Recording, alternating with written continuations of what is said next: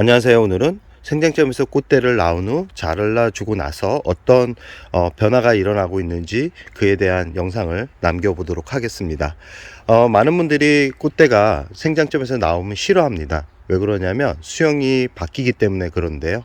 많은 다육이들 같은 경우는 생장점에서 꽃대가 나오지 않고 바로 그 옆부분에서 이렇게 아메치스 보시면 이렇게 옆부분으로 해서 꽃대가 나오죠. 이런 부분 같은 경우는 꽃대를 잘라도 이 새순이 꽃대에서 꽃대 자른 부분에서 나오지는 않습니다. 보통 대부분 그 옆면이나 아니면 옆줄기가 나오면서 이렇게 새로운 줄기를 만들어내면서 이 새순이 나오는데, 몇몇 품종 같은 경우는 생장점에서 꽃대가 나오는 그런 품종들이 있습니다. 그 첫 번째 품종 같은 경우는 이렇게 호피 원종복랑금이나 아니면 방울복랑금이나 아니면 이 호피 방울복랑금이나 아니면 이렇게 또 두들레아 같은 경우도 생장점에서 꽃대가 나올 가능성도 있고요. 이 원종복랑금 같은 경우도 꽃대가 생장점에서 나오는 경우가 종종 발생을 합니다. 그리고 웬만한 국민이 같은 경우는 거의 생장점에서 꽃대가 나오는 경우가 드뭅니다. 이렇게 애성 같은 경우도 꽃대가 이렇게 생장점에서 나오는 그런 품종들인데, 이 탑돌이 같은 경우가 대부분 이렇게 탑돌이라고 불리는 게 뭐냐면, 이렇게 탑처럼 층층이 이렇게 성장을 하는, 이렇게 청처럼 생긴 그런 모양을 가진 다육이를 탑돌이라고 그러는데, 이런 탑돌이 같은 경우가 대부분 생장점에서 꽃대가 나옵니다. 생장점에서 꽃대가 나오면 많은 분들이 아까도 말씀드렸듯이 수영이 망가지기 때문에 참 싫어합니다. 그러나 어쩔 수 없이 생장점에서 꽃대가 나오면 또 좋은 점도 있습니다. 나쁜 점만 있는 게 아니라 좋은 점도 있다라는 것을 말씀드리고 싶은데요. 지금 애성을 잘 보시면 아시겠지만, 제가 이쪽 부분은 꽃대를 잘라주고 난 후에 이렇게 새순이 나오고 있는, 그리고 군생으로 바뀌어가고 있는 모습을 이렇게 확인할 수 있습니다. 지금 이쪽 부분도 꽃대를 잘라주었고, 전체적으로 보면 이렇게 이쪽 부분 같은 경우도 꽃대를 잘라주고 나서 새순이 여러 갈래로 해가지고 나오고 있는 모습을 이렇게 또 확인할 수 있습니다.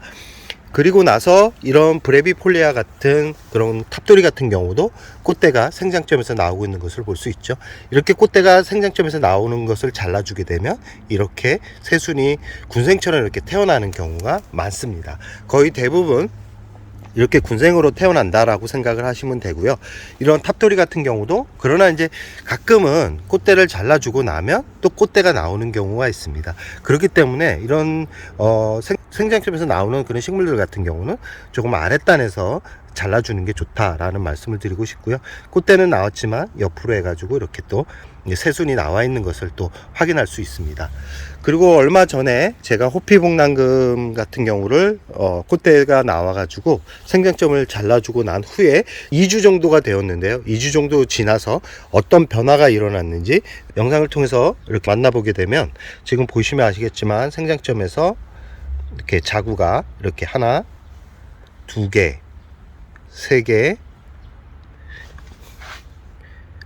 네 개가 태어나고 있습니다. 이렇게 이 풍성한 군생을 만들기 위해서는 이렇게 생장점을 제거를 하면서 군생으로 만들어가는 과정도 참 좋은 그런 번식법이라고 말씀드릴 수 있는데, 가끔은 이렇게 이 꽃대가 너무 길게 잘라주게 되면 꽃대가 다시 태어날 가능성이 있기 때문에 최대한 꽃대를 안쪽에서 잘라주게 되고요. 이 지금 꽃대를 언제 잘라줘야 되냐면, 저쪽 영상을 보시면 아시겠지만,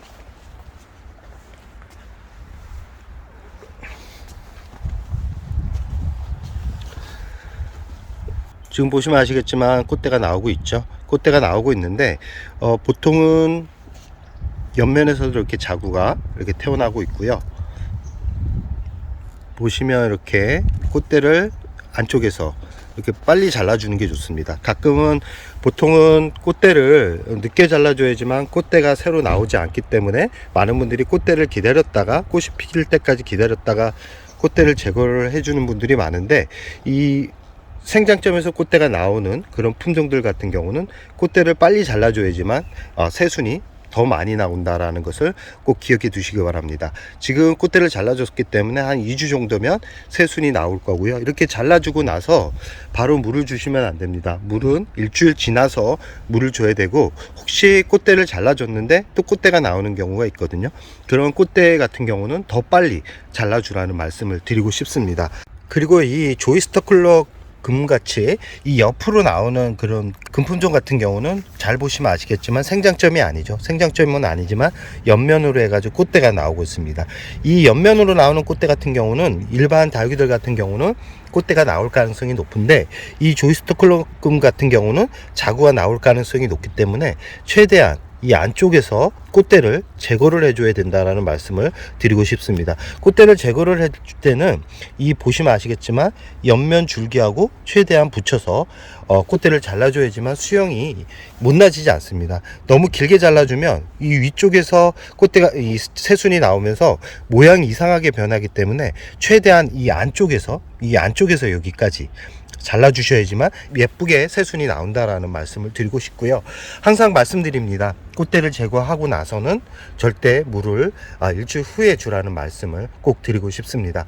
꽃대는 계속해서 나오는 품종이 있는 반면에 이렇게 점에서 나오는 그런 품종들 같은 경우는 거의 꽃대가 새로 나올 가능성이 많지는 않습니다. 그래서 이런 탑돌이나 생장점에서 나오는 꽃대 품종들 같은 경우는 자구 번식이 아주 용이합니다. 그렇기 때문에 봄에 특히 꽃대를 너무 오랫동안 지켜보지 않는 게 좋습니다. 너무 오랫동안 지켜보면 자구가 나오는 그런 시간적인 부분이 줄어들기 때문에 최대한 꽃대가 나왔을 때 바로바로 제거를 해주라는 말씀을 꼭 드리고 싶고요. 이런 꽃대가 나오는 새순이 생장점에서 꽃대가 나오는 품종들 같은 경우는 번식하기 아주 좋습니다. 번식하기 좋기 때문에 지금 이 전체적으로 이 자르는 것을 별로 안 좋아하시는 분들 같은 경우도 생장점에서 어쩔 수 없이 나왔기 때문에 지금 이 아랫부분에서 잘라가지고 번식을 시킨다 그러면 이 자른 부분에서 또 새로운 자구가 나오면서 더 풍성한 모습을 볼 수 있고, 어차피 줄기 부분이 잘려져 있기 때문에 모양 자체는 자연군생만큼 그런 예쁜 모양은 아닐 겁니다. 그렇지만 풍성하게 키울 수 있는 그런 매력적인 부분도 있다라는 말씀을 꼭 드리고 싶습니다.